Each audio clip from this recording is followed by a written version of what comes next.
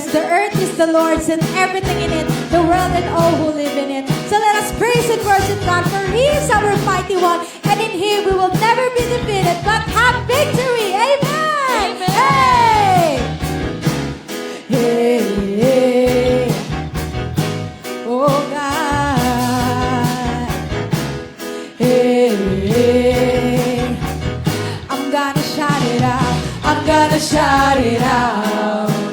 Tell the world what you're about. I'm gonna sing a song. I'm gonna sing a song that goes on and on and on. I'm gonna shout it out. Tell the world what you're about.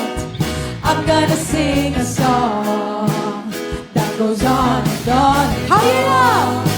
How your love came crashing over me.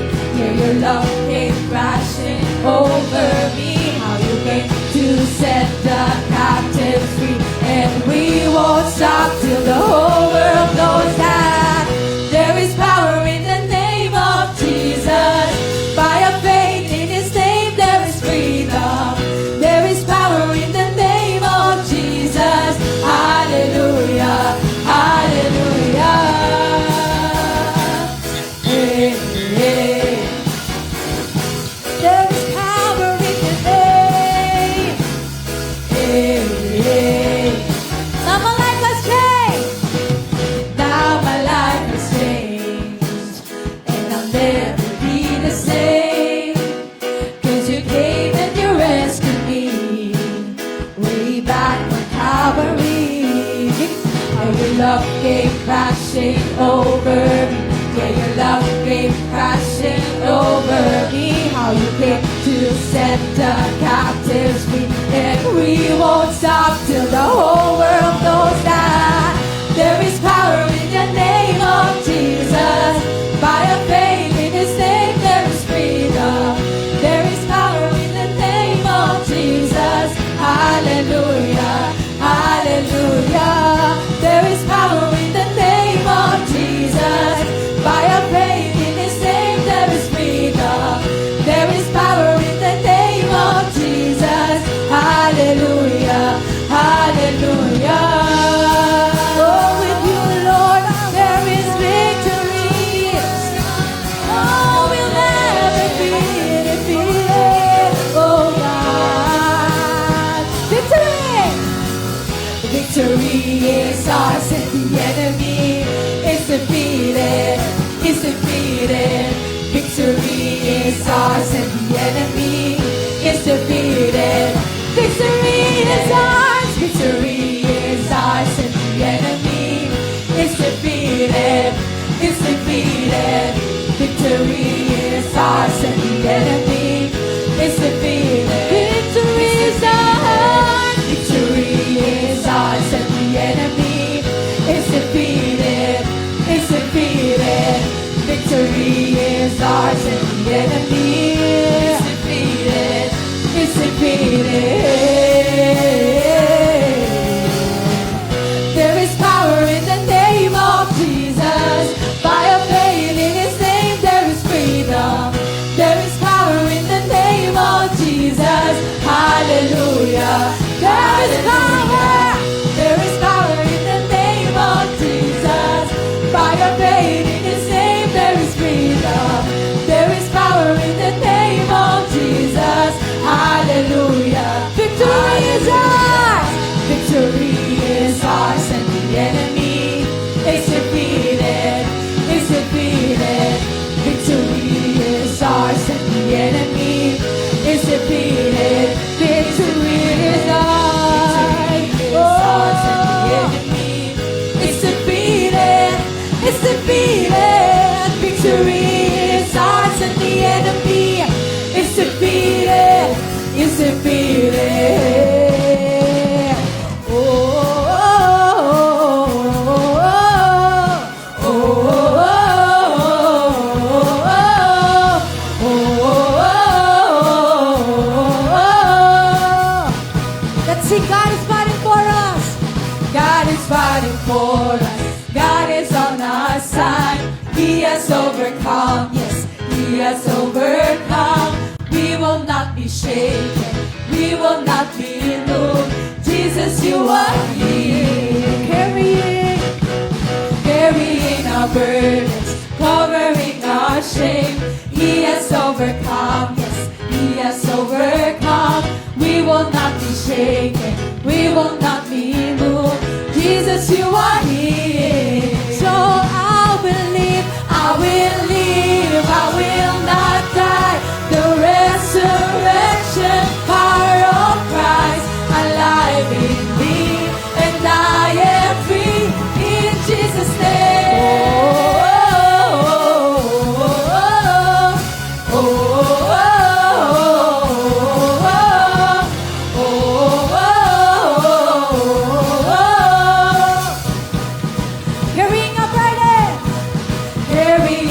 Burdens, covering our shame. He has overcome, yes, He has overcome. We will not be shaken, we will not be moved. Jesus, you are here. I will live, say, I will live, I will not die. The resurrection power of Christ alive in me, and I am free in Jesus' name.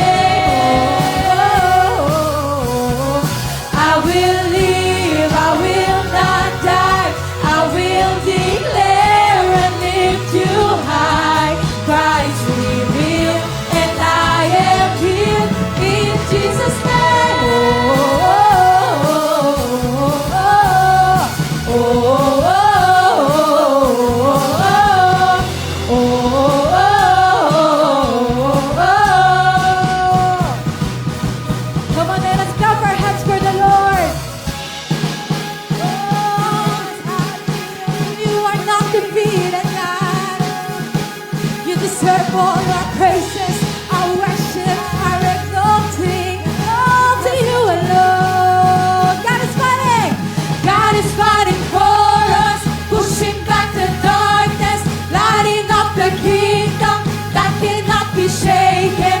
In the name of Jesus, enemies defeated, and we will shout it out, shout it out. God is fighting for us, pushing back the darkness, lighting up the kingdom that cannot be shaken. In the name of Jesus, enemies defeated, and we will shout it out. God is fighting for us, pushing back the darkness, lighting up the kingdom that cannot be shaken. In the name of Jesus, enemies defeated, and we will shout it out, shout it out. I will live, I will not die. The resurrection power of Christ alive in me, and I am free in Jesus' name. Oh Lord, I will live, I will live, I will not die. I will declare and live your life. Christ revealed, and I am healed. God is fighting for us, pushing back the darkness, lighting up the kingdom that cannot be shaken. In the name of Jesus, enemies defeated, and we will shout it out. Come on, let's sing again. God is fighting for us, pushing back the darkness, lighting up the kingdom that cannot be shaken. In the name of Jesus, enemies defeated, and we will shout it out. Oh, God is fighting for us. God is fighting for us, pushing back the darkness, lighting up the kingdom that cannot be shaken. In the name of Jesus, enemies defeated, and we will shout it out. Oh, God is fighting for us, pushing back the darkness, lighting up the kingdom that cannot be shaken. In the name of Jesus, enemies defeated, and we will shout it out, shout it out. Oh, we will shout it out. You are Lord. Oh, we thank you, Jesus, for the victory, for the salvation, for the peace of God.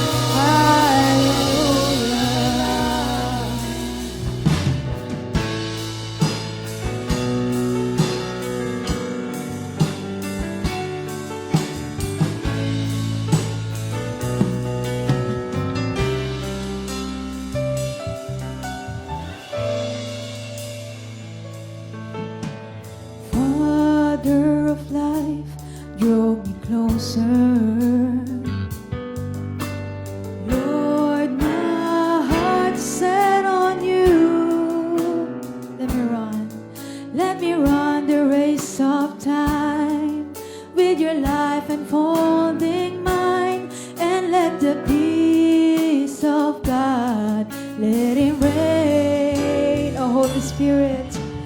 Oh, Holy Spirit, Lord, my comfort. Strengthen me and hold my head up high, and I stand upon your truth, bringing glory unto you, and let the peace of God let it rain. Oh Lord, I hunger for more of you.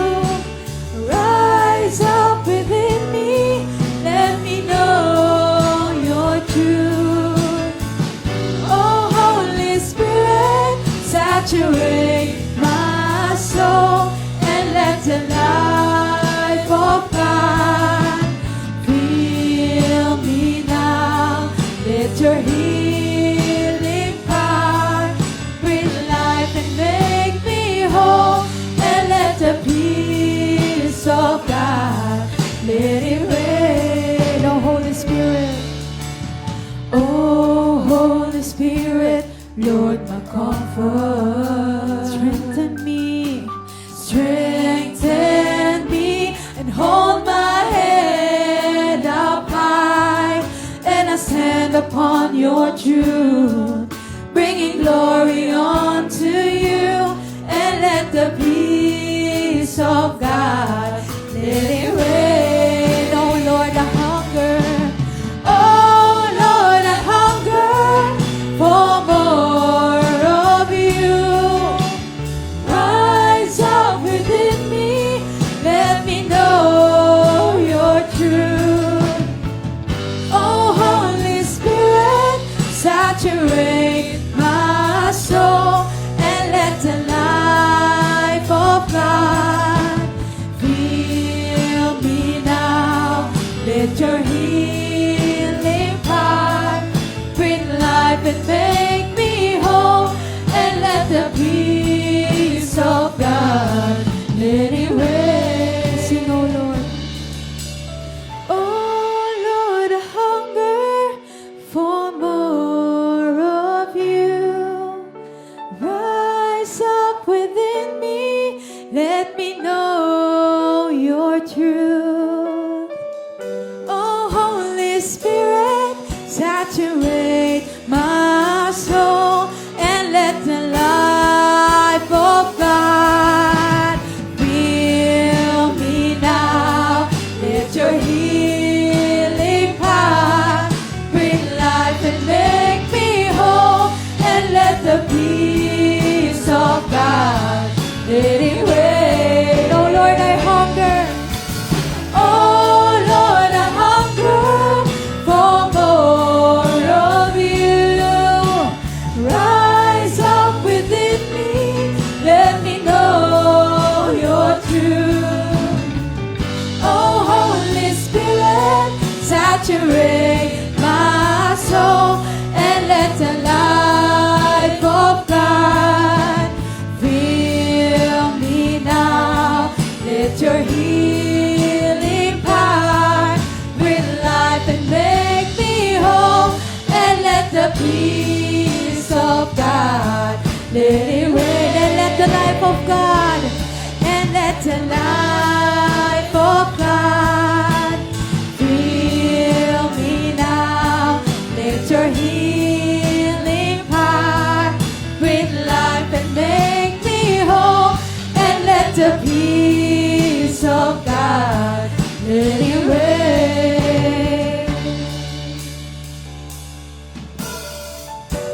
Days may be darkest, but your light is greater. You light away, God, you light away. When evil is rising, you're rising higher, with power to save, with power to save. You keep hope, you keep hope alive. You keep hope alive from the beginning to end. Your word never fails. You keep hope alive because you are alive.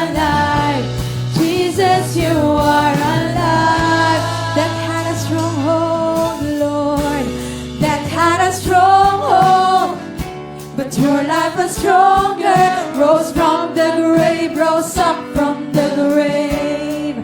Oh, when evil is rising, you're rising higher with power to save, with power to save. Oh, you keep hope alive. You keep hope alive from the beginning to end.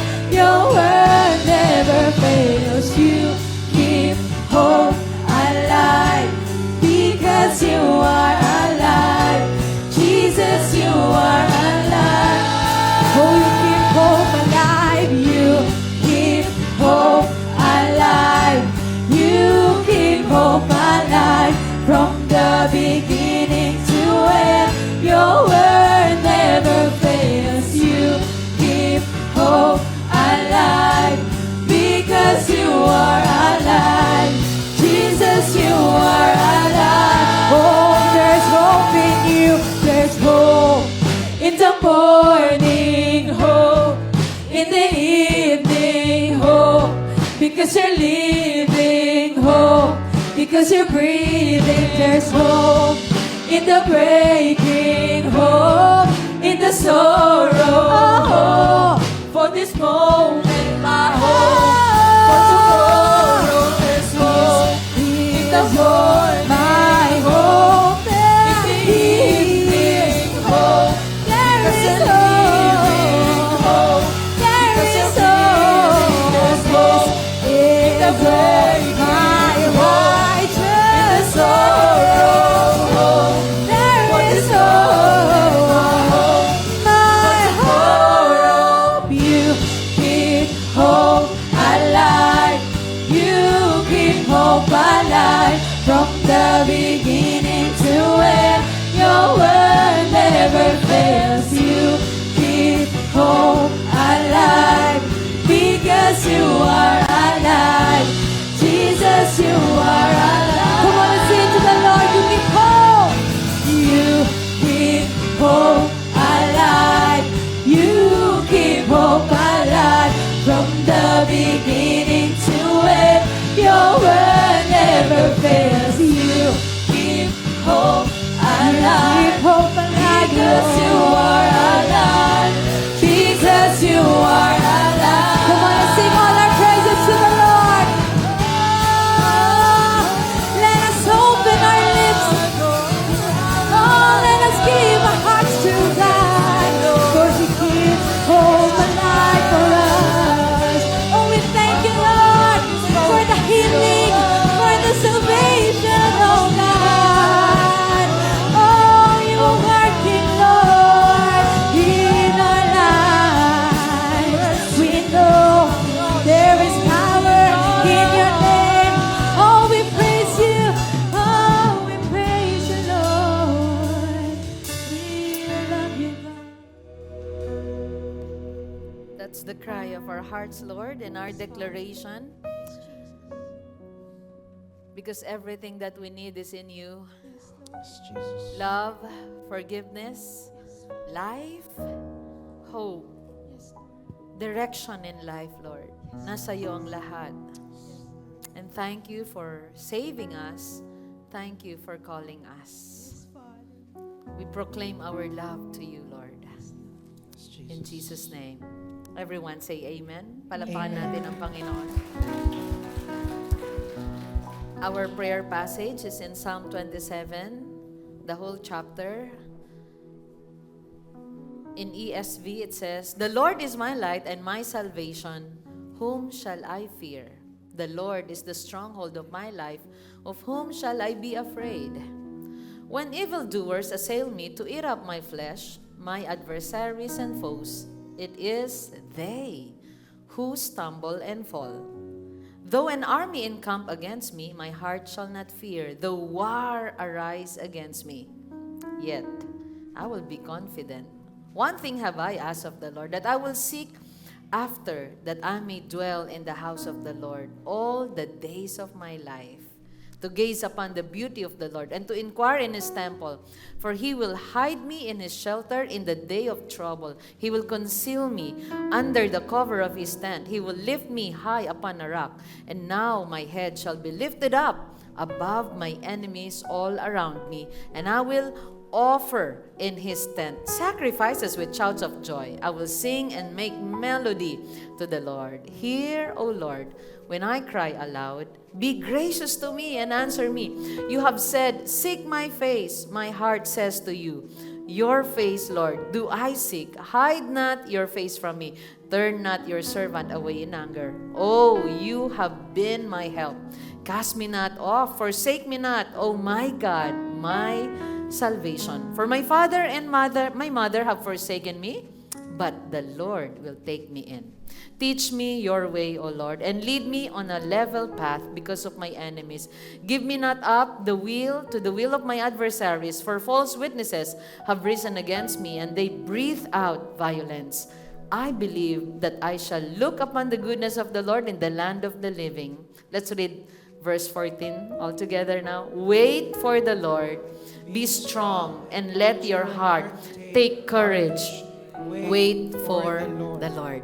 Psalm 23, ito po ay napakagandang passage dahil dito po makita natin yung powerful declaration ng confidence during seasons of fear, opposition, and waiting. At ang unang lesson po dito sa verse 1, the Lord is our light. We do not have to live in fear. Hindi tayo pwedeng mamuhay sa takot dahil meron tayong Panginoon na magbibigay liwanag sa atin. David begins with a bold confession na kahit may danger, may trouble, may mga kaaway, hindi siya matatakot. Why? Because God is our light. Ang light, He gives direction. He is our salvation. Ililigtas tayo. He will rescue us. And He is our stronghold. Ibig sabihin, He will protect and sustain us. Number 2 lesson, seek God's presence above all else. Anong sabi niya sa verse 4? One thing have I asked of the Lord, that I may dwell in the house of the Lord all the days of my life. Katatapos lang po din natin mabasa yung Psalm 23. Anong sabi niya sa last verse, sa verse 6, di ba? Love will follow me all the days of my life, and I will dwell in the house of the Lord forever. Walang ibang nais si David kundi ang manahan sa presensya ng Panginoon. Kaya sa lahat po ng araw, ang naisin natin ay ang pagsama ng Panginoon at ang manahan sa Kanya. Yung maging close tayo sa Kanya. Let us desire intimacy sa Panginoon because victory flows from His presence. To dwell means to remain, to abide, to stay forever. Okay? And yan po ang ating i-desire more than victory, more than anything in this world, to be intimate with the Lord. Dahil kapag malapit ka sa Panginoon, malayo ka sa takot or wala kang takot sa puso, anuman ang mangyari sa mundo. Amen. Palapakan natin ang Panginoon. And last, wait on the Lord. Alam niyo po, kapag tayo marunong maghintay, tumitibay tayo at lalong tumatapang. And you know what? Our courage, it grows in the waiting room. Noong recharge night, pinag-usapan po namin yung wait upon the Lord. At marami sa atin maaring naghihintay tayo. Pero kailangan maghintay tayo ng matatag. Sabi sa verse 14, wait for the Lord, be strong and let your heart take courage. Wait for the Lord. Kapag naghintay, hindi ka pinanghihinaan ng loob. Pag naghihintay ka, kailangan lalo kang tumitibay at tumatapang. And waiting, alam niyo po ba, minsan parang walang ginagawa ang waiting, pero waiting is one of the hardest thing to do. Madali po bang maghintay? Hindi. Isa po yan sa mahirap gawin. Pero sa waiting time, nadidisiplina po tayo at natututo tayong magtiwala sa Panginoon. Kaya waiting is not a show of weakness, kundi waiting, it is also part of our worship. So if you are waiting for that healing, waiting for breakthrough, waiting for restoration, waiting for direction, waiting for God's wisdom, waiting for God's miracle, I'd like to encourage you. God is not absent in the waiting. He is strengthening our faith and our hearts. Palapakan po natin ang Panginoon. When we wait, He is not absent. So this is my prayer for all of us today. Lift up our hands. Lord, may we be a people who will fear less. because we know our God. You are our light, our salvation. There's nothing to be afraid of habang nabubuhay kami sa mundong ito because we have you, and Lord, we hunger and thirst for you. We desire your presence above all else, above anything in this world. Walang ino-offer ang mundong ito, Panginoon, na magbibigay ng buo na puso sa amin, na matibay na faith, kundi ikaw lang. So we desire you, Lord. Refresh your people. Empower us, strengthen us, and help us, Holy Spirit, to stand firm and be courageous while waiting for you to move in our lives. And once again, Lord, we proclaim, you, our Lord, our God, is our light and our salvation. We will walk together in confident faith, Lord, as we wait, because you are a promise keeper. We entrust everything to you, our lives, Lord, our families, our ministry, our nation, even the situation, Panginoon, that is going on around the world. Lord, sa iyo namin pinagkakatiwala. There is nothing to fear because you walk with us. You live in us. Thank you, dear Holy Spirit, for this very good reminder today. In Jesus' name we pray. Everyone say, palapahan po natin ang Panginoon. Praise God. You may be seated. And here's Teacher Zai for our tithes and offering, followed by a special number from our kids' church. Okay. Alright, praise God. So, for our tithes and offering, let us read Mark chapter 14, verse 3 to 9 NLT. Basahin po natin. Meanwhile, Jesus was in Bethany at the home of Simon, a man who had previously had leprosy. While he was eating, a woman came in with a beautiful alabaster jar of expensive perfume made from essence of nard. She broke open the jar and poured the perfume over his head. Some of those at the table were indignant. Why waste such expensive perfume? They asked. It could have been sold for a year's wages and the money given to the poor. So they scolded her harshly. But Jesus replied, "Leave her alone. Why criticize her for doing such a good thing to me? You will always have the poor among you, and you can help them whenever you want to, but you will not always have me. She has done what she could and has anointed my body for burial ahead of time. I'll tell you the truth, whenever the good news is preached throughout the world, this woman's deed will be remembered and discussed." So, number one po na matutunan natin dito, true generosity is bringing an excellent offering to the Lord. So, excellent offering po, hindi lang basta-basta tayo nagbibigay para sa Panginoon. Ano po ba yung true generosity? Hindi lang po ito basta sa amount na binibigay natin sa Panginoon. Hindi po ito measured sa price na binibigay natin, but it is measured by the heart. Kung ito po ay binibigay natin kahit man maliit na halaga, pero ito po ay galing sa ating puso, di ba? Ito po ang gusto ng Panginoon sa atin. Sabi nga dyan sa verse 3 to 4b, basahin ko na po. While he was eating, a woman came in with a beautiful alabaster jar of expensive perfume made by essence of nard. Sabi po dyan, yung perfume na ibinigay niya, ito yung isang taong kita na sa normal na nagtatrabaho. Pero binigay niya yun sa Panginoon. Binigay niya yung excellent giving niya, offering niya sa Panginoon. So, dito po, di ba, she did not hold back. She did not wait for a better time. She did not worry about opinions, and she gave her best to Jesus. So, ibigay po natin yung best natin para sa Panginoon.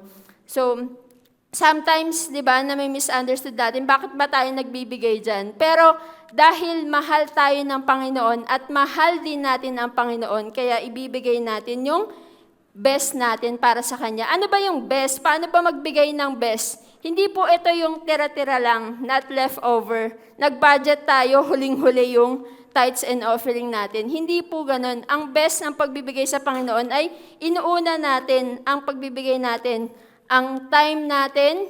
Sabi ko nga po, hindi lang pera, ang time natin sa pagpunta natin sa church. Yung paghulog lang natin dito, pagpunta natin sa harap, paghulog ng tithes and offering natin. Yun po ay pagpapakita natin ng pagmamahal sa Panginoon. Ibigay po natin lahat, wala pong pag-aalinlangan. Dahil, sabi nga sa kananta natin kanina, di ba? Ibibigay lahat, walang alinlangan. Dahil sa buhay na Kanyang inialay. So, give our best to the Lord. And number 2, true generosity leaves an impact. Sabi po sa Mark chapter 14 verse 9, I tell you the truth, wherever the good news is preached throughout the world, this woman's deed will be remembered and discussed. Hindi po ito makakalimutan. Ang Panginoon hindi po yan nakakalimot sa pagbibigay natin. And isa lang po, isa pong masasabi ko din I am so blessed po nung yung sa buhay ni Ate Leslie, ayan, sa Tagaliano, sa family nila, sobrang generous po nila. Naalala ko lang po yung bago kaming kasal, 6 years ago na po. So, binigyan po nila kami ng electric kettle. And alam niyo po bang itong electric kettle na to ay tumagal na 6 years? Ngayon lang po siya nasira. So, yung po simple gift, di ba? Malaking blessing po yun sa amin, di ba? Parang hindi ganun kahalaking halaga, pero it leaves a mark. So, generosity leaves a mark. So, tayo po sa ating pagbabigay, not only about money, it's pouring out our time, our kindness, our forgiveness, our service, and our worship. So, may our lives be like that broken jar, pour out for Jesus. Ibigay po natin. Because in the end, what is poured out for Him is never wasted. Hindi po masasayang ano man ang binigay natin sa Panginoon. It is about breaking the jar, surrendering what is precious to the Lord. So kung ano man po yung precious para sa atin, kung ano man po yung mga hawak-hawak pa natin, isurrender natin lahat sa Panginoon, ibigay natin lahat sa Panginoon. Acts of love is not an obligation. Hindi dahil obligado tayong magbigay because nagbibigay tayo dahil mahal natin ang Panginoon. Amen? Amen. So let us not miss the opportunity to give, to be a blessing to others. So patuloy lang po tayong maging tapat sa ating pagbibigay. So I hope you are all encouraged. So let us all pray. Lahat po tayo ay tumayo. For our organized and designated giving, red is for our tithes. Ito po yung 10% of what we receive. And blue is for our special projects. And white is for benevolence and mission. And brown is for our building project or balik pondo para sa ating sanctuary. So lahat po tayo ay manalangin. Dear Lord, thank you for reminding us through your word what true generosity is. Lord, salamat po sa example, Panginoon, ng woman who poured out her expensive perfume para kay Jesus, Lord. Walang holding back, Lord.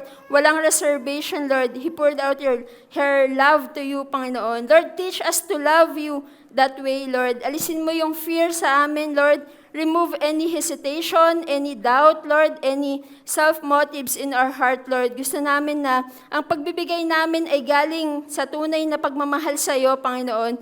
Not for recognition or not for approval, Lord. Help us to give our best. Hindi yung tira-tira lang, Panginoon. Our time, our effort, our resources, Lord, our service, everything, Lord, we offer to you.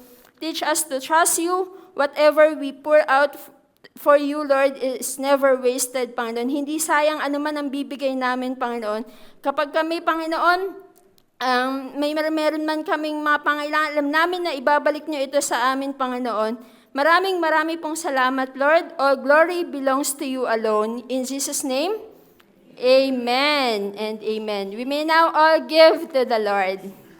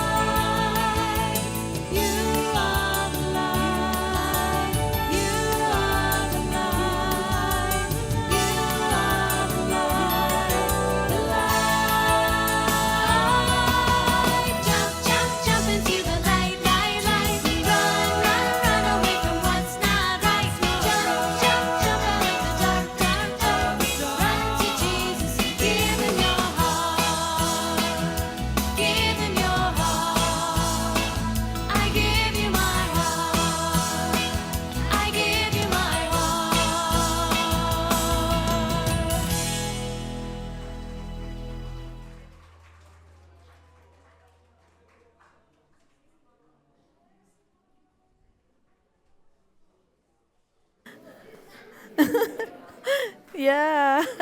Praise God. It's okay. Wow. Palapakan uli natin ang Panginoon sa buhay ng ating mga teachers, our parents, and our kids. Wow. Pero kung mapapansin niyo po, marami po yata doon gagraduate na this year. Okay, papagraduatein na natin yung mga 12 years old, Teacher Zai, no? 12 and 13, magjo-join na sila sa adult. Okay, we call them teens. Papasok na sila sa teens. So, naalala ko si David. Si David nila Hides and ni Jeff. Wow, nakita naming pinagbuntis yun. Tapos ngayon, he's one of the tallest and gagraduate sa ating kids church. So, pagpalain po natin lagi ang ating mga anak, mga apo, pag-pray natin sila at sila po'y gamitin ng Panginoon. At higit sa lahat, ay lumalim ang pagkakilala nila sa Panginoong Jesus, their Savior. Okay, now let's continue our series sa Book of John. Nasa last chapter na tayo ng Book of John. And wow, napakarami po nating natutunan sa book na ito mula sa verse na in the beginning was the Word. Tapos ngayon, nasa chapter 21 po tayo. The title of our sermon, The Risen Christ Restores Calling. And our passage is in John 21 verses 1 to 14. Now, si Jesus, after resurrection, nagpakita po siya kay Mary, sa mga Mary, sa mga disciples, and last week, nagpakita po siya sa pinag-aralan natin kay Thomas. And si Thomas ay absent po siya, no? Doon sa first appearance ni Jesus sa disciples. But then nag-testify po sila John na nakita nilang Panginoon. But Thomas responded with skepticism na unless talagang mahawakan niya, makita niya ang Panginoon, ay hindi siya maniniwala. And Jesus appeared again to the disciples para i-address naman yung doubt ni Thomas. So nakita po natin, Jesus, the resurrected Jesus, our Savior, He is loving, He is compassionate, and even in our doubts, He will come and save us. He will come and guide us. Now, dito po sa John 21, verse 1 to 14, tingnan natin ano ang ginawa ng mga disciples dito. After this, Jesus revealed Himself again to the disciples by the Sea of Tiberias. So, maraming beses po na nagpakita na ang Panginoon sa mga disciples dahil meron siyang mga inaayos or ina-address sa kanila. And this time, sabi niya, and He revealed Himself in this way. Simon Peter, Thomas called the twin, yan, kasama na nila, Nathanael of Cana in Galilee, the sons of Zebedee, and two others of his disciples were together. Simon Peter said to them, I am going fishing. They said to him, we will go with you. They went out and got into the boat, but that night they caught nothing. Just as day was breaking, Jesus stood on the shore. Yan. So sa ganitong paraan daw, nagpakita ulit ang Panginoon sa kanila. Doon na sa shore. Yet the disciples did not know that it was Jesus. Jesus said to them, Children, do you have any fish? They answered Him, No.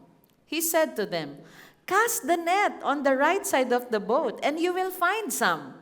So they cast it, and now they were not able to haul it in because of the quantity of fish. The disciples whom Jesus loved therefore said to Peter, It is the Lord. When Simon Peter heard that it was the Lord, he put on his outer garment, for he was stripped for work, and threw himself into the sea. The other disciples came in the boat, dragging the net full of fish, for they were not far from the land, but about 100 yards off. When they got out on land, they saw a charcoal fire in place, with fish laid out on it, and bread. Jesus said to them, "Bring some of the fish that you have just caught."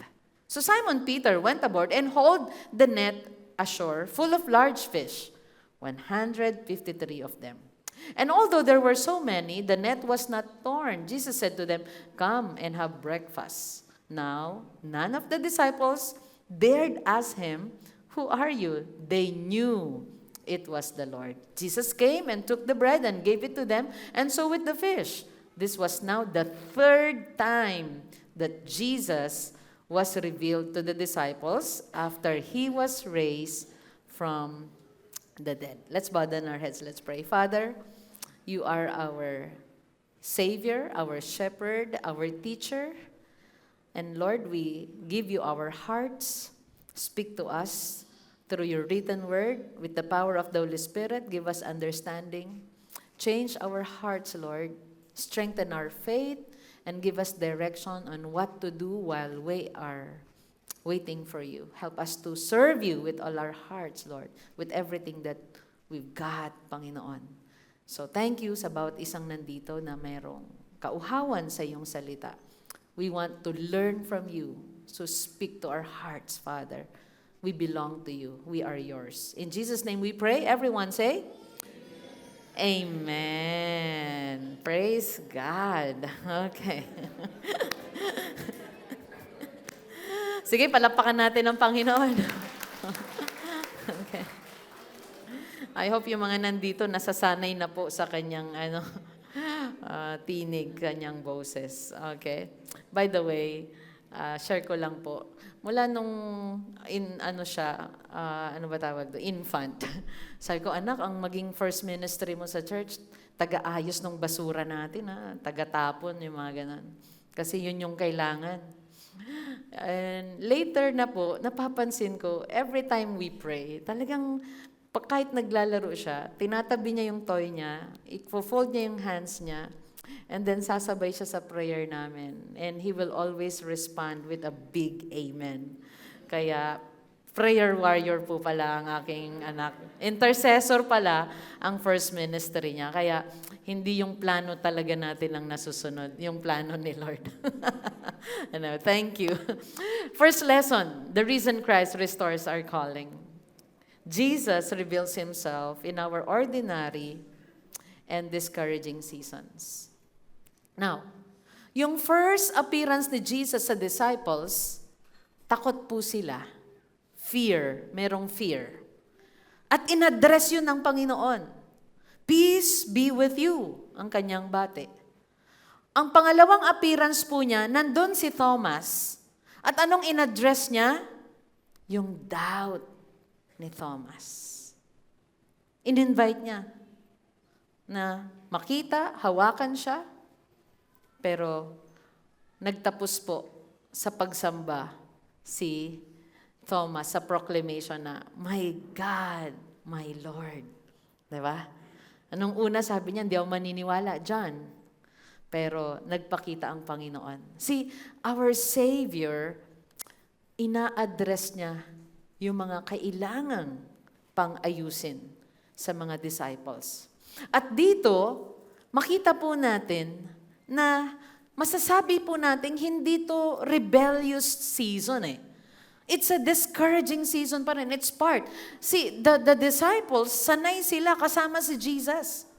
Every day, ministry, miracles, mayroong direction from Jesus, may command from Jesus, sasabihin niya, ito yung gagawin ninyo. At sa lahat ng pupuntahan po nila, na-witness nila ang power niya. And here, masasabi nating nasa discouraging season po sila. Dumaan po tayo sa mga season na discouraged tayo, right? And you know what? If we are discouraged, madali po tayong gumawa ng mga bagay na wala sa direction natin. We wonder. You know, if we are discouraged, we wonder. Or minsan may mga ginagawa tayo na at decision tayo na sumasabay na lang muna tayo sa agos. Or kung ano yung usong gawin. At dito, balikan po natin yung 21 verse 1. Sabi dito, ni-reveal ni Jesus again yung sarili niya. Saan? By the Sea of Tiberias. After this, Jesus revealed himself again to the disciples by the Sea of Tiberias, and he revealed himself in this way. Dinitalye ni John, sino yung mga magkakasama? Simon Peter, the leader. Thomas, na naniwalang, nakita ko na rin si Jesus. Nathanael of Cana, the sons of Zebedee. Sino pa yung mga sons of Zebedee? James and John. John, na sumulat nito. At tinatawag niyang the other disciple. Okay? At sino pa? 2 others of his disciples were together. So ilan silang lahat? 7. 7 ang disciples na magkakasama. At ano ang sinabi ni Peter? Simon Peter said to them, I am going fishing. Remember, ano ang binigay na purpose ni Jesus sa kanila nung tinawag niya sila isa-isa? Come, follow me, and I will make you what?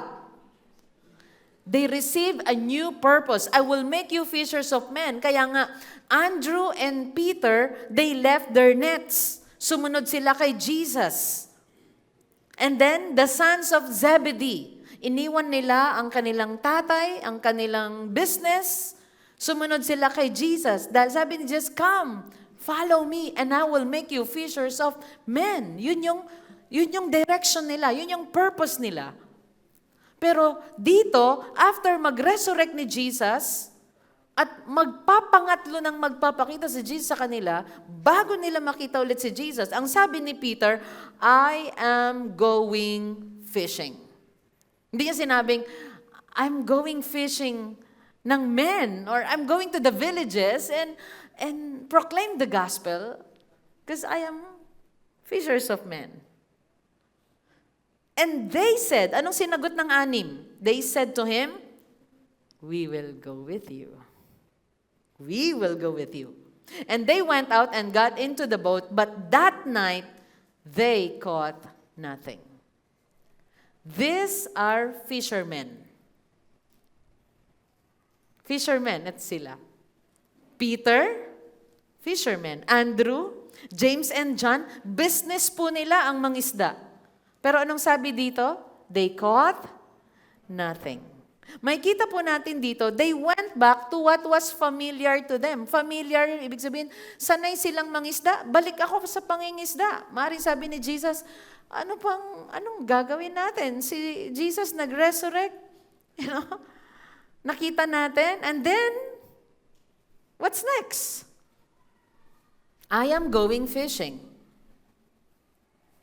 At sabi naman nila, sama kami, sama-sama tayo. Pero that night daw, they caught nothing. So this may be discouraging season sa buhay po nila, and fishing was their old profession.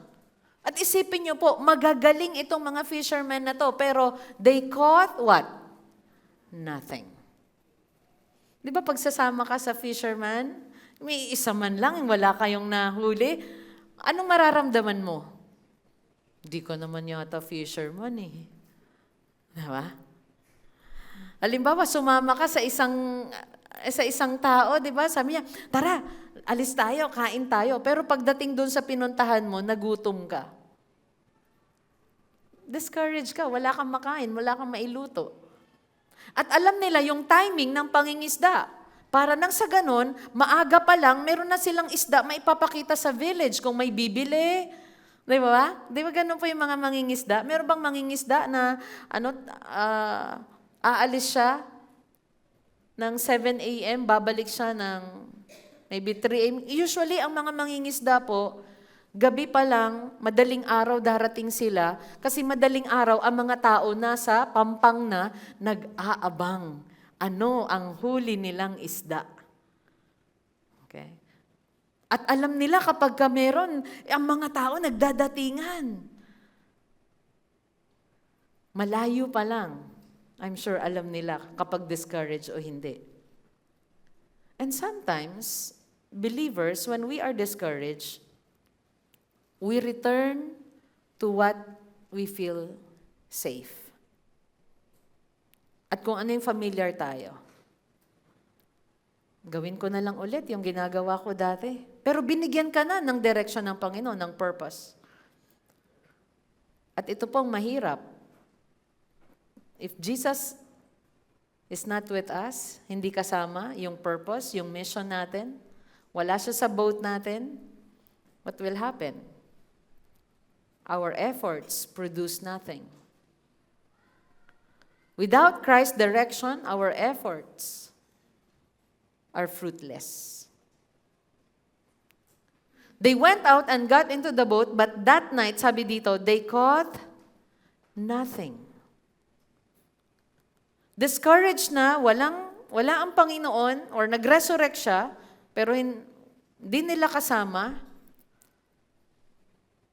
Walang nagpaalala na, hey Peter, di ba, anong sinabi ni Jesus? Day 1, I will make you fishers of men.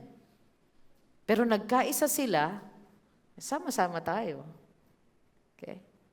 Balik tayo sa dati nating ginagawa. Mangisda na lang uli tayo. Mag-business na lang uli tayo. May mga taong tinawag po doon, pero may mga tinawag po ng certain purpose. May assignment tayo. Sa isang church, may mga parang Joseph of Arimathea. Sa isang church, merong parang mga sila Joanna, Mary. Di ba? They support the ministry. Meron din namang parang mga Peter. They lead. Merong mga Barnabas. They are encouragers. May mga Timothy. May mga teachers, may mga pastors. May mga gifts po tayo na pwede nating i-share sa body of Christ. Pero itong time na to, bumalik sila kung saan sila tinawag ng Panginoon at inalis. So I'd like to remind everyone, apart from the Lord, we can do nothing. At si Jesus mismo ang nagsabi nun, even sa disciples, sa John chapter 15. Bago dumating ang resurrection, nagbilin pa siya sa John 15:5. Sabi niya, I am the vine, you are the branches. Whoever abides in me and I in him, he it is that bears much fruit. For apart from me, you can do nothing. At ano ang nahuli nila nung gabing yon? They caught nothing. Jesus had already told them, nothing means not one single thing. Ano ibig sabihin ng nothing? Not a single thing. Wala. Ano yung ginagamit natin na Spanish word minsan? Nada. Nada por nada. Diba? Asa yung mga lola't lola natin? Diba? Na por nada. Purna, nada pa. Nothing. Amen? Are we learning? Apart from me, sabi niya, you can do nothing. Pero, ang ganda po at ang galing ng Panginoon dito kasi He revealed Himself to them once again. Nagpakilala ulit siya. Kaya kahit na discouraged po tayo, the Lord is there. Kahit na down tayo, lagi nating tatandaan, Jesus is with you and He is watching you and He will look for you. Can I hear amen? Amen. If you are discouraged, nandyan ka pala. Okay? Amen.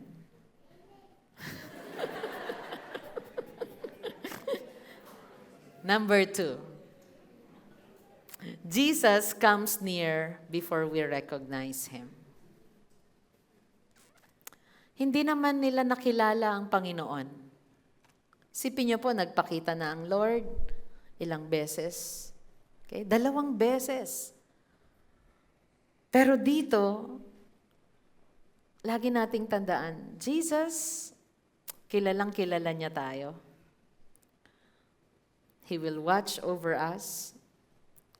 He will look for us. He is our good shepherd. At may mga times hindi natin nare-recognize, kumikilos na pala ang Panginoon sa buhay natin. Minsan hindi natin napapansin, ay, pagtapik na pala yun ni Lord sa akin. Minsan nga pati blessing niya, ay yun na pala yung blessing ni Lord. Nakauwi ka ng safe, the whole week, diba? Nakita mong masigla ang iyong mga anak. Yun na pala yung blessing, yun na pala yung pagpapaalala sa akin ng Panginoon na, He provides for me. Yung meron kang kasama sa bahay na encourager, yun na pala yun. Nagpaalalang, He is there for me to strengthen me and encourage me. Can I hear amen? Yes? Jesus comes there before we recognize Him. Let's go to verse 4 to 5. Just as day was breaking, eto na. Madaling araw na. Patapos na yung oras ng pangingisda nila. And Jesus stood on the shore. Ni-imagine ko si Jesus, nakatayo, nakaabang. Ano ginagawa ng mga to? Eto na naman si Peter. Nagdesisyon. Ay, nagsama-sama na naman sila. Okay? And Jesus stood on the shore, yet the disciples did not know that it was Jesus.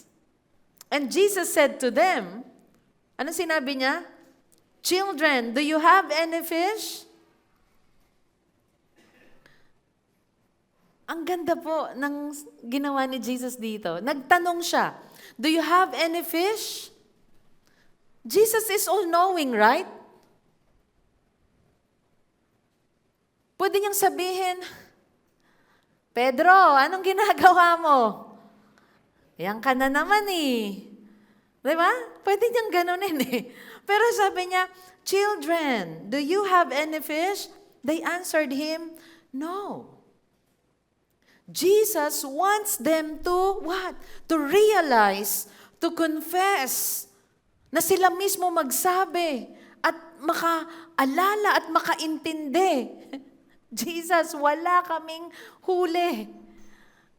Magdamag na kaming ng isda, wala kaming huli. At dito, sinabi dito, Jesus stood on the shore. Anong ibig sabihin nun? Jesus had been there. Nandun na siya. Nagbabantay, naghihintay sa mga disciples, at bago pa siya ma-recognize, nakita niya na sila. And Jesus is tender to them. Children, do you have any fish? In failure, Jesus speaks kindly and tenderly. Nakita natin, sa doubt ni Thomas, nagpakita siya. Sa takot ng mga disciples, nagpakita siya. Sa discouragement and failure ng mga disciples, nagpakita po siya. And that's why it's good to come to the Lord, to His Word, in our prayer, in His presence, when we are discouraged, because He will always speak kindly and gently to us. Di ba yung sasabihin, okay? Anong nakuha mo? Sa mga magulang, pag discourage po yung anak natin, alam niyo po ba, pagka nakakuha sila ng mababang marka, sila ang unang discourage, hindi tayo. Kaso minsan mukhang tayo ang discourage na una. Di ba? Ano nakuha mo? Bakit ganyan? Di ba? Parang discouraged po siya. Parang tayo kaagad yung discouraged. Alam mo, sabihin niya, Mama, wag ka na magalit ha. Tayo pa yung i-comfort ng anak natin. Sinong ganun? Nag-expect tayo pa i-comfort, no? Mama, wag kang magalit ha. No. Tayo ang unang mag-comfort sa ating mga anak. Anak, hindi ako magagalit kahit na ito ang maiuwi mo sa akin. You can do better next time. Lalo na daw sa mga Asian. Asian children, Asian parents, ang taas ng ating strictness and expectation sa kanila. Kaya minsan, kahit may mga hindi po sila magawa na expected natin, let's be gracious to them as parents. Can I hear amen? Let's be gracious to them. Okay? They answered him, no. Jesus did not shame them. Hindi niya sinabihang, mga fishermen kayo, wala kayong huli. Okay? Minsan nagbibiruan po kami. Nakuha ko lang yun sa family ni Brother Chris. Kasi binibiro siya lagi. May tanong sila, pag di niya masagot, ano ba yan kuya? UP ka, di mo masagot. Ginaganon po siya.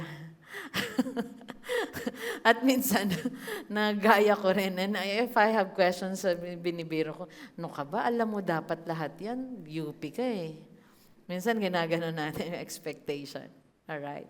Ano pa? Ano ka ba? Senior ka na. Dapat alam mo yan. Minsan may nga ganon. Di po ba? Alright? Ano pa? Ano ka ba? Di ba? 40. 40 ka na. Di mo pa alam yan. Nakarinig na kayong ganon? Okay? 30 ka na, dapat naintindihan mo na yan. Okay? Minsan may mga ganun po tayong lines. But Jesus, He did not shame them. Nag-ask siya ng question at tignan nga, may honesty ba sila? May humility? Ano pa? And sinabi nila, wala. Lord, wala. And always remember this, again, in our failures, Jesus will come. He is not distant. Kapag may takot tayo, Jesus will come. Jesus is with us. Kapag may doubts tayo, Jesus is loving and compassionate. And if we have discouragement and failures, Jesus is kind and tender. Yan ang ating Savior. Even in failure, Jesus speaks kindly. And number 3, obedience to Jesus brings abundant provision. Kanina sa ating workers' devotion, I talk about the result of sin. Kapag may sin, may shame, may poverty, low self-esteem kapag may kasalanan. Pero kapag may kalayaan sa kasalanan, meron tayong confidence. Meron tayong prosperity. Nababago ang buhay. Naaayos.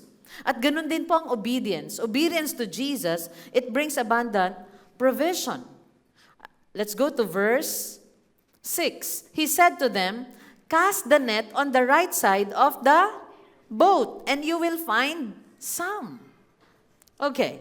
These are fishermen.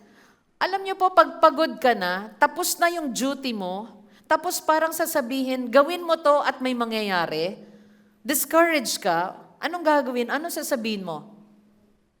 Tama na. Tapos na. Pagod na. Okay na. Okay?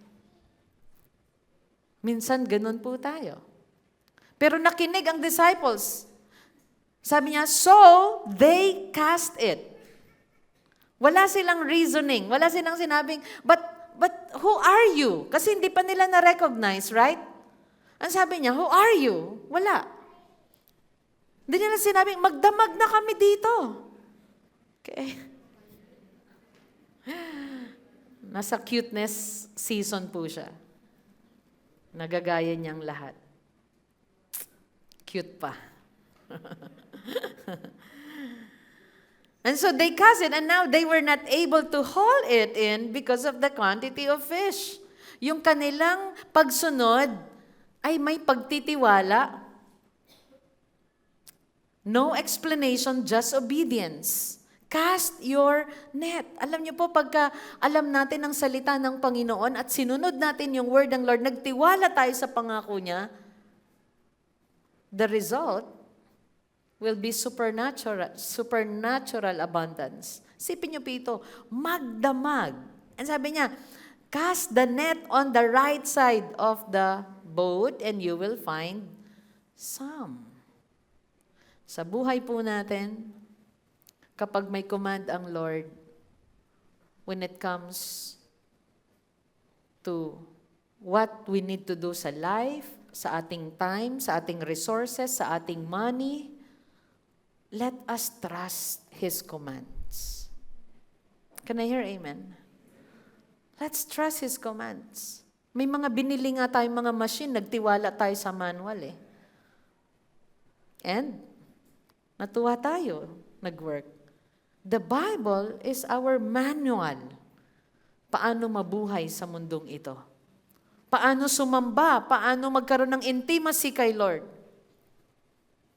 Yung ating mga principles ng prosperity, magtiwala sa Panginoon. Sundin natin yun. At lahat po ng sumunod sa Lord, nakita natin ang biyaya ng Panginoon. The Lord supplied their needs sa lahat ng panahon. Nag-pandemic, nagkaroon ng karamdaman, nagkaroon ng papaaralin ng pamilya. Iba't iba ang klase ng need na dumarating sa buhay natin. Pero God will always provide. Palapakan natin ang Panginoon. Proverbs 3:5-6, trust in the Lord with all your heart and do not lean on your own understanding. They are fishermen. Mayroon silang understanding ng pangingisda. Saang lugar, anong oras, saang side ng boat, and yet they obeyed the Lord, the Creator of the universe and the owner of everything. Cast your net. In all your ways, acknowledge Him, and He will make straight your paths. Let's continue in verse 7. That disciple whom Jesus loved therefore said to Peter, "It is the Lord." Eto na, na-recognize. Sino una ulit naka-recognize? The disciple whom Jesus loved. The Apostle John. Para niyang sinasabi ulit dito kay Peter, Peter, basahin mo yung gospel ko ha. Ako ulit nakaka-recognize. Ikaw talaga, naya-aya mo kaming mangisda, sumama tuloy kami sa'yo. Right? Ang sabi niya, it is the Lord. Peter, it is the Lord.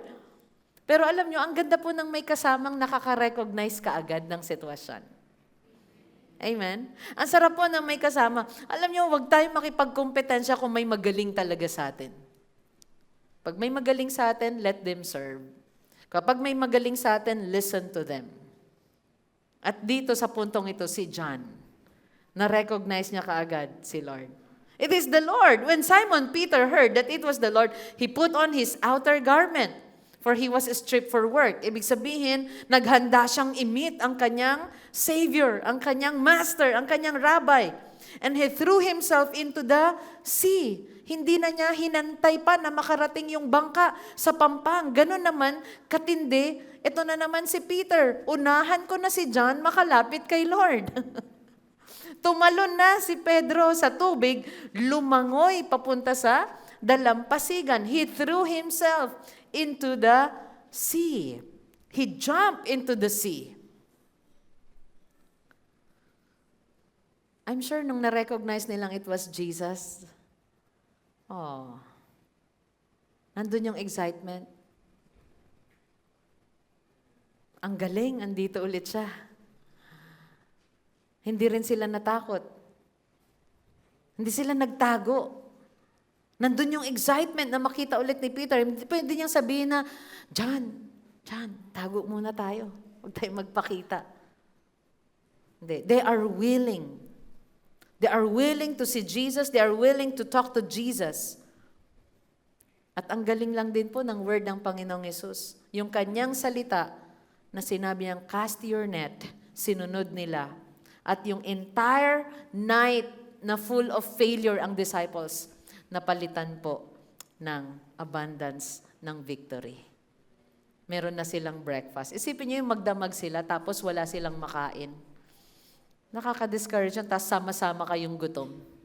May breakfast po sila. And then in verse 8, the other disciples came in the boat, dragging the net full of fish, for they were not far from the land, but about 100 yards off. Yung iba na daw na tagasunod, na nasa bangka, bumalik na sa dalampasigan na hila-hila yung lambat. Dahil malapit, isipin niyo po, yung nahuli nila, malapit na sila sa pampang. Hindi po yun malayo. Kasi nakikita na po nila, may nakikita silang tao doon sa pampang.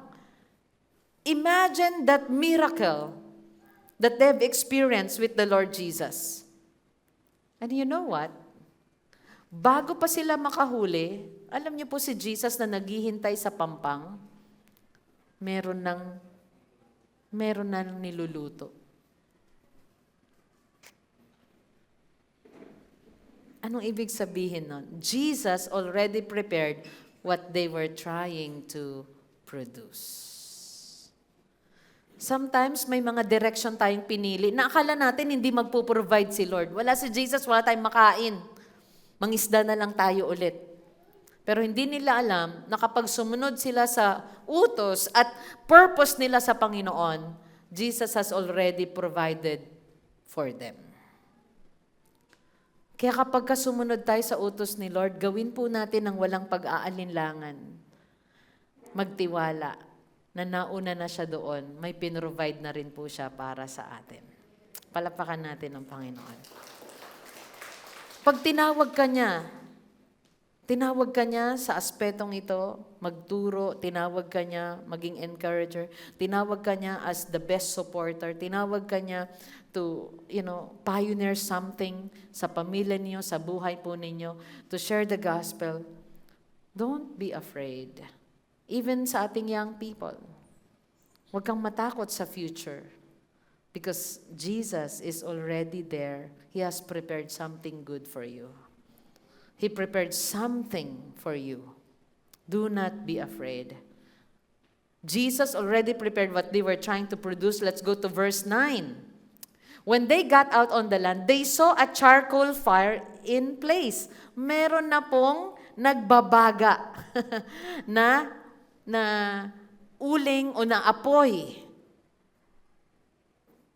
Naalala niyo po, kailan huling nakakita ng nagbabagang uling at apoy si Pedro? Kailan? Nung dininay niya si Jesus.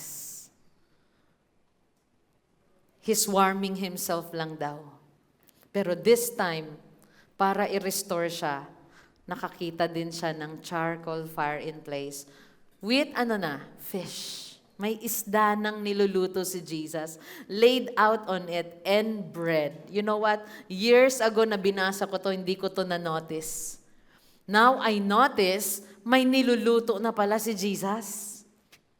Akala natin, maaring in the past din sa pagbabasa natin, ang niluto lang niya yung galing sa huli nila. No. Bago pa sila dumating, may niluluto na ang Panginoon. Fish laid out on it and bread. And Jesus said to them, okay, bring some of the fish that you have just caught. Magdala din kayo ng lulutuin natin dito sa mga nahuli nyo. Again, He is gracious, He is kind. Hindi niya sinabing, alam ninyo, hindi...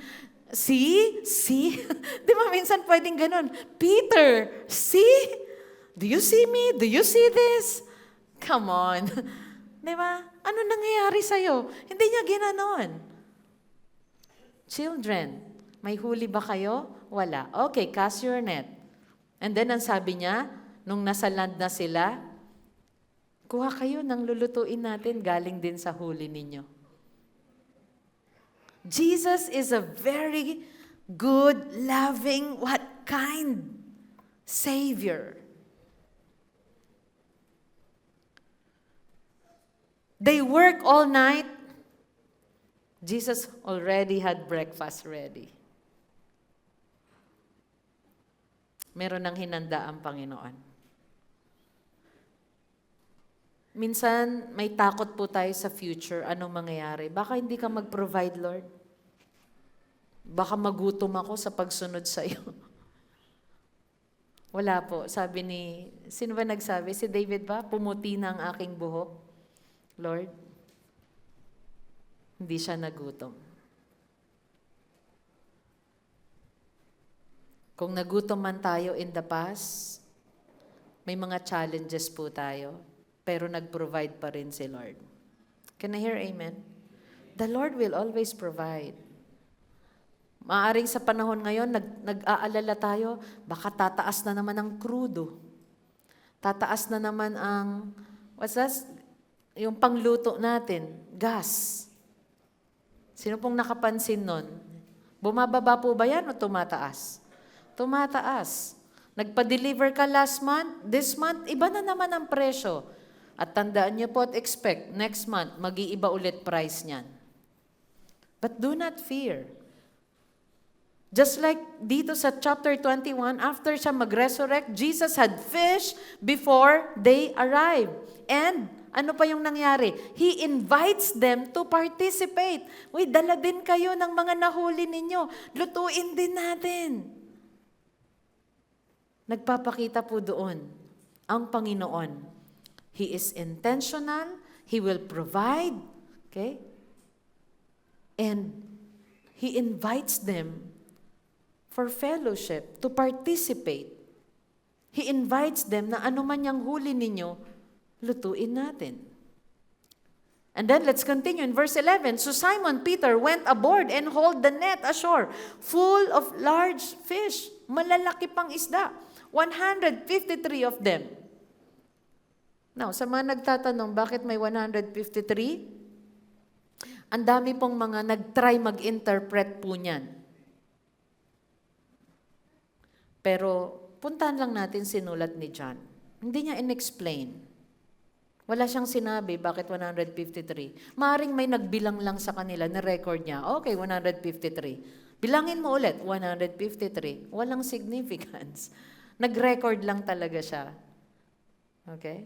Kasi tandaan ninyo, si John, nagre-record siya for us to believe. At maaaring pinapakita niya rito na talagang malapit sa pampang, ang lalaki na 153 pa. Kasi yung iba, they try to interpret na baka 153 yung nations, 153 yung pupunta nila, whatsoever. No. Ang sinabi ni John, 153 fish. That's it. Nag-record lang. Amen? Sabi natin, nag-record lang. Okay? There are times ganun lang. Binilang, okay, that's it. And although there were so many, the net was not torn.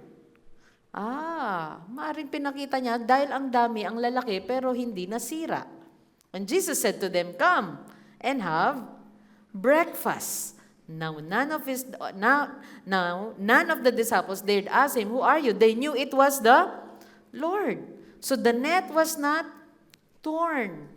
And, tandaan po natin, alam niyo po ba na may time po na tinawag niya ang mga disciples. Sa unang pagkatawag niya sa mga disciples, wala din silang huli. Nung nag-command si Lord na i-cast niyo yung net ninyo, nakahuli sila, pero the nets broke, sabi sa Luke 5:6. But this time, sabi ni John, the net was not torn. Look at the miracles. Madami, tapos hindi pa nasira yung net nila. At wala nang nagtanong sa kanila. Now, none of the disciples dared ask him, who are you? They knew. Naintindihan na nila kaagad. Na-experience na po yung nasa hapagkainan kayo. Pero naintindihan nyo na yung mga nangyayari. No one asked them. And there are times, may mga ginawa ang isang tao sa atin na hindi niya man sinabing I love you, pero alam mong yun yung I love you niya. Mahal ko pa rin kayo. Kahit na ito ang nangyari. Nag-prepare siya ng breakfast. Kaya tanggapin po natin yung mga acts of love ng ating mga husband kahit walang nakasulat na I love you, ladies.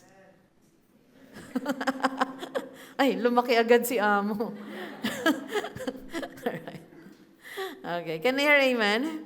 Minsan yung simpleng pag-invite na, come and, let's go out. Ayun na pala yun. Dahil ang taong marunong makiramdam, alam niyang yun na yung love. At kung gusto mo na may marinig na I love you, ikaw na unang magsabing, ay thank you ha, nag-prepare ka. You love me so much talaga. I love you too. Amen? See? Nakita po natin dito. Now, none of the disciples dared ask him, who are you? They knew it was the Lord. They knew this is Jesus' love. This is Jesus caring for the disciples. This is Jesus being compassionate. And they are just enjoying their time together. Isipin niyo po, discouraged kayo, nandun kayo sa Pampang, meron ng nilulutong fish and bread. And your Savior is with you.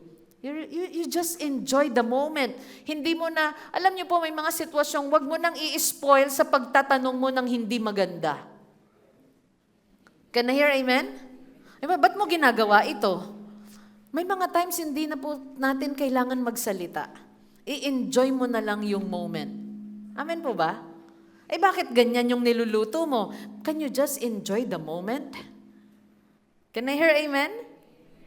Tell the person next to you, enjoy the moment. Kapag naintindihan mo na, naunawaan mo na, wag na tayong magsalita, mag-question. Enjoy the moment with the Lord, with the people around you, with the disciples. Walang nagsabing, Lord, si Peter. Sasabihin na, kayo din. Wala po. Walang nagturuan sa kanila. Walang nag-away sa harapan ni Jesus. None of the disciples dared ask. Walang nag-questionan. They knew it was the Lord. And last, Jesus invites us to intimate fellowship. Come and have breakfast. You know what? That is an invitation sa mga taong gusto mong makilala, gusto mong mapagpala. Alam niyo daw po, ang hapagkainan natin, it is a place where we can express love. And Jesus, wala man table dito, pero meron na siyang charcoal, meron na siyang bread and fish. At marami pong nare-restore sa fellowship. Breakfast fellowship, dinner, lunch, ano pa. Maraming nare-restore na pagpapala, naliligtas sa feeding program, sa mga gatherings po natin, sa mga fellowship natin. And Jesus invites us to intimate fellowship. After niya mag-resurrect, ilang beses na po siyang nagpakita sa disciples. Tandaan po natin, may mga pinakitaan pa siya. Hundreds of people. So sabi dito sa verse 11, let's go to verse 12. Jesus said to them, come and have breakfast. Wow, what an invitation. Come and have breakfast.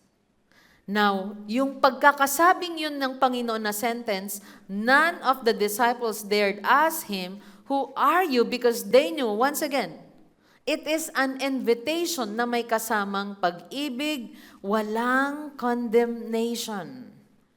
And this was the third appearance of Jesus.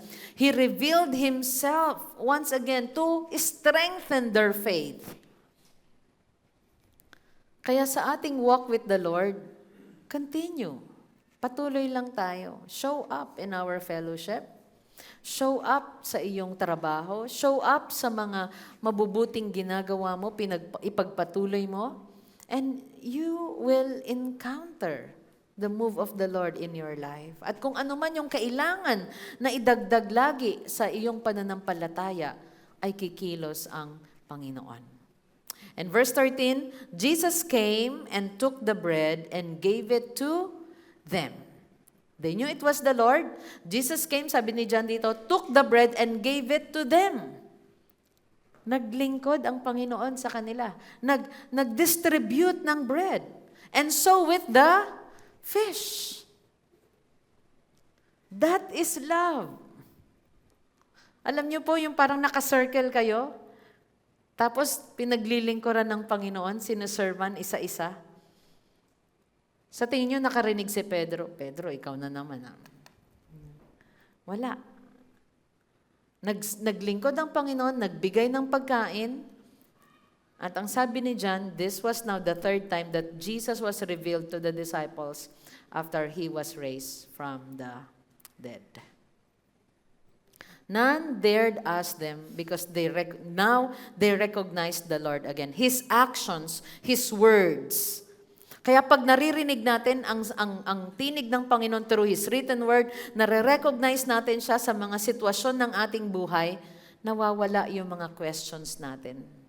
Can I hear amen? Nasasagot yung mga katanungan natin na, di ba si John may ganun siya? Nung nakita niya yung tomb, he believed. Wala nang question. Nung nakita ulit nila si Jesus, none dared ask Jesus. At ni-record ni John, ito na yung third appearance. Anong ini-emphasize dito ni John? Si Jesus nag-reveal ng sarili sa kanila to strengthen them and to reassure them always. Kailangan natin laging i-assure. Kailangan natin ng assurance, reassurance. And that's why mag-gather, magkita-kita lagi tayo. Ito po, kahit pa lahat tayo'y discouraged, magsama-sama tayo. You know why? Look at the disciples.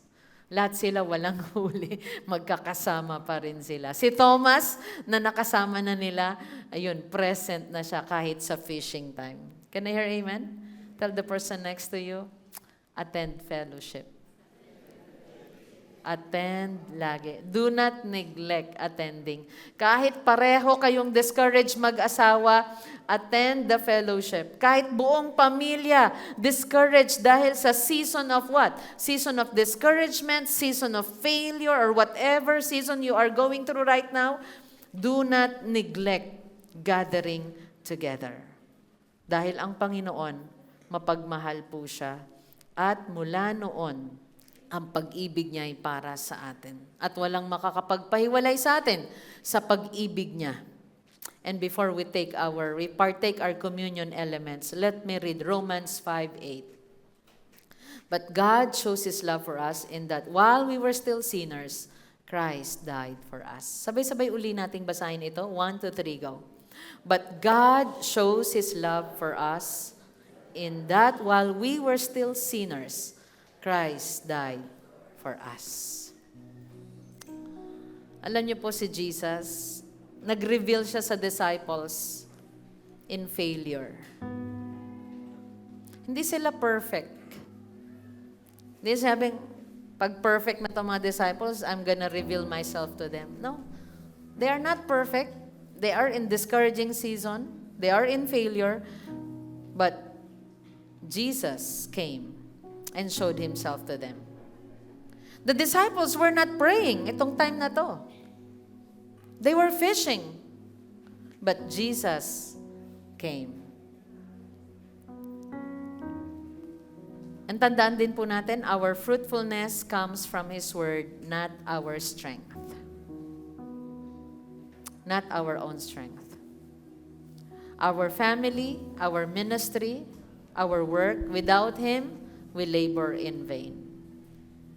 And everyone, let me challenge you, continue to desire the Lord, His fellowship, His presence in our lives. Lagi nating naisin, ang presensya niya, ang makasama siya. And always remember, the risen Christ restores calling. Kahit may failures tayo, kahit may discouragement po tayo, Jesus, kung siya po, minahal niya tayo when we were still sinners. He died for us. Kahit may mga failures tayo, He will come and restore us. You know, pagtapos po nitong passage na to, isi-single out niya si Peter.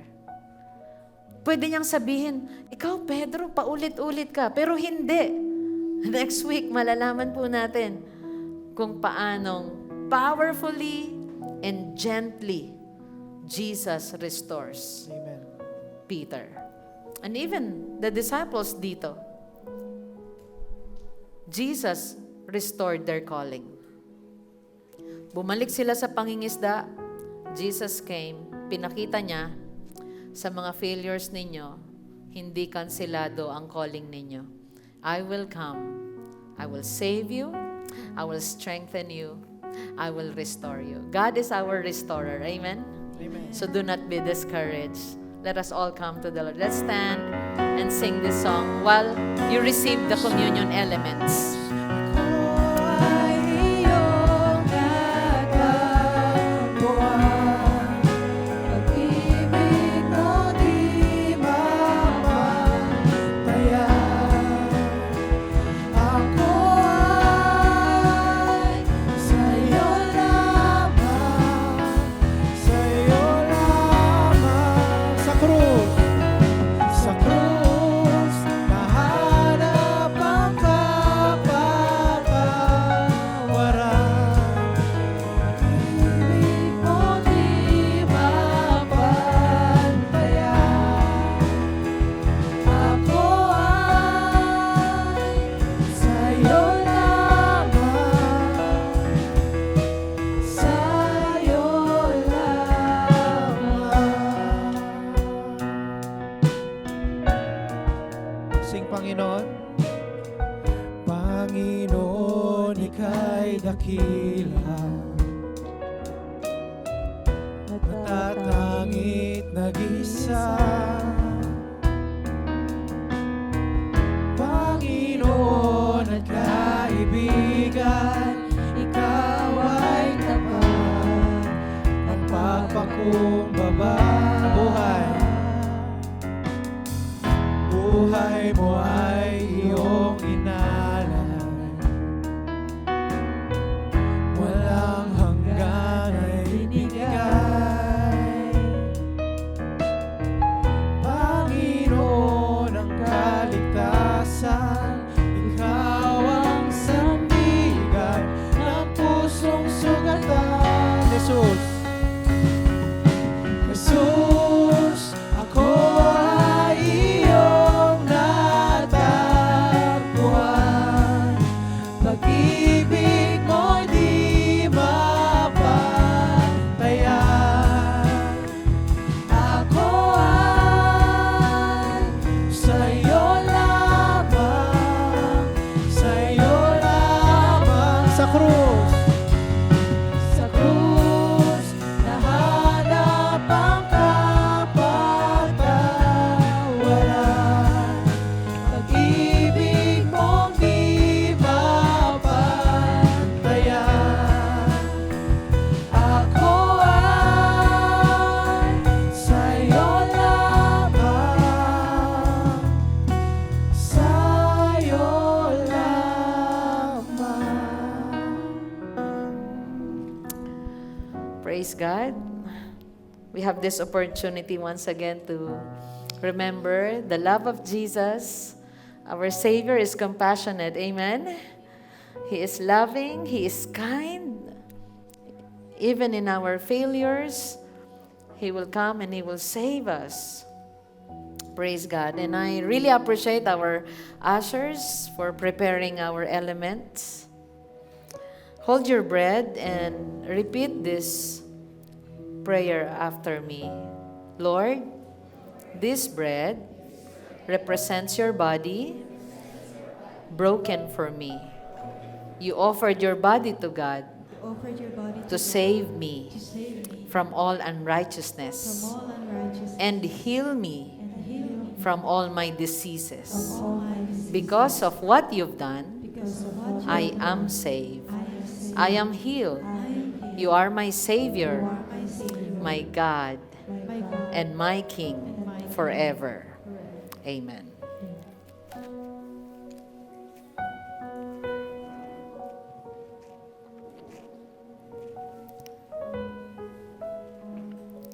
Hold your cup and repeat this prayer after me. Lord, Lord, this cup represents the new covenant Represents the new in your blood. in your You offered your blood to God offered your blood for me, for me, to cleanse me to cleanse me from all sins that leads to death. Thank you for washing away my sins, away my sin, making me pure pure, and holy, so that I may serve you, the living God. Amen. Jesus, ako ay iyong tataguan. Pag-ibig mo'y di mapantayan. Ako ay sa'yo lamang, sa'yo lamang. Sa krus, nahanap ang kapatawaran. Pag-ibig mong di mapantayan. Ako ay sa'yo lamang, sa'yo lamang. With a humble heart, let's lift our hands to the Lord and pray. Lord, dalangin ko ang bawat isa na nandito at nakapakinig ng iyong salita. Maunawaan namin lagi ang pag-ibig mo. Kapag kami ay natatakot, kapag kami, Panginoon, ay may mga alinlangan, at kapag kami ay may mga failures, ma-recognize namin ang pag-ibig mo na kumikilos sa aming buhay, na nariyan ka palagi, Panginoon. Loving us, guiding us, leading us, Lord, transforming us, oh God, for your honor and for your glory. Thank you, Jesus, for being so patient and compassionate to each one of us. Thank you, Jesus. You are real. You are true, Lord, in our lives. You are alive in us. Thank you. Thank you. The Lord bless you and keep you. The Lord make His face shine on you and be gracious to you. The Lord turn His face toward you and give you peace. In Jesus' name. And everyone say, palapan po natin ang Panginoon. Thank you. Praise God. God bless you.